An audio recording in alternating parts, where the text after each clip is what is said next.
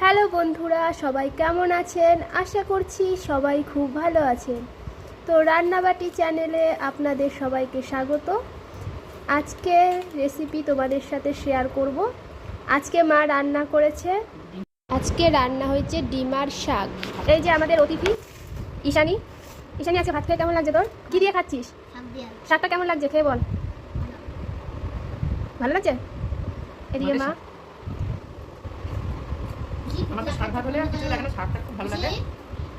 শাকটা আমার খুব ভালো লাগে, ওই জন্য শাকটা একটু গরম করে তারপর করলাম, খুব ভালো লাগে। এই যে চোখ বন্ধ করেছি, হাত পেতেছি দে। টেনটেনা। এই যে ঈশানী দিল। আমার ব্রেসলেট নিয়ে গিয়েছিল, ফেরত দিয়ে গেল। বাড়ির ছাদের ওপরে নাদার ভেতরে দেখো কতগুলো শাক হয়েছে। ডিমার শাক, সাথে অনেক রকম শাক রয়েছে। আজকে এই শাকগুলোই রান্না হবে। তো এখন এই শাকগুলোকে তুলে নিয়ে যাব।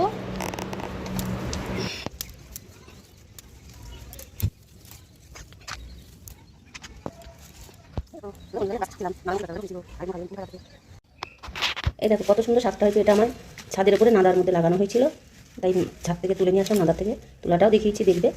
দেখে এখন রান্না করে। এটা হচ্ছে ডিমার শাক, মানে তেল তেলে শাক। এটা ডিমার শাক খেতে খুব সুন্দর লাগে খেতে। অনেকে এর ভিতরে একটা দুটো বেগুন দেয়, না দিলেও হবে। এমনি তেলে রসুন ফোড়ন দিয়ে রান্না করলে ভালো লাগে। এটা হচ্ছে ডিমার শাক। আপনারা যদি পারেন এরকম দেখে রান্না করবেন। মাঠও আছে, বাজারে বিক্রি হয়, খেতে হেবি ঘুম হয় ভালো শাকটা খেলে। যে শাকটা কুচিয়ে নিলাম, ডিমার শাক। কড়াইতে একটু তেল দিয়ে দিলাম, একটু মানে একটু বেশি করে দিলে তেল তেলে হবে, তেল সাবে নি। রসুন দিলাম, পেঁয়াজ কুচি দিলাম,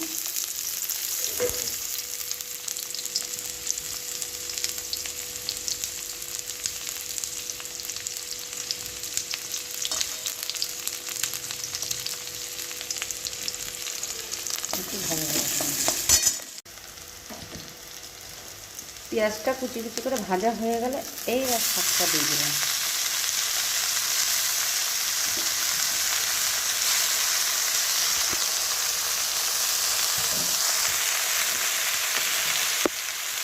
লবণ দিয়ে দেবো।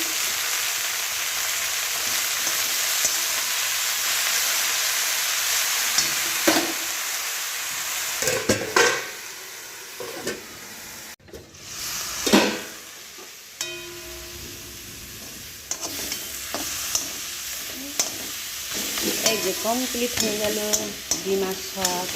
এটা হচ্ছে ডিমার শাক। এই রান্না কি সুন্দর হয়ে যায় কমপ্লিট। এই যে শাকটা কমপ্লিট হয়ে গেল। তৈরি হয়ে গেছে আজকের রেসিপি ডিমার শাক। তো শাকটা খেতে খুব সুন্দর হয়েছিল, কারণ এটা পুরো নির্ভেজাল শাক। এখানে কোনো সার দেওয়া নেই, বাড়িতে হয়েছিল। তো ভালো লাগলে লাইক, কমেন্ট, শেয়ার।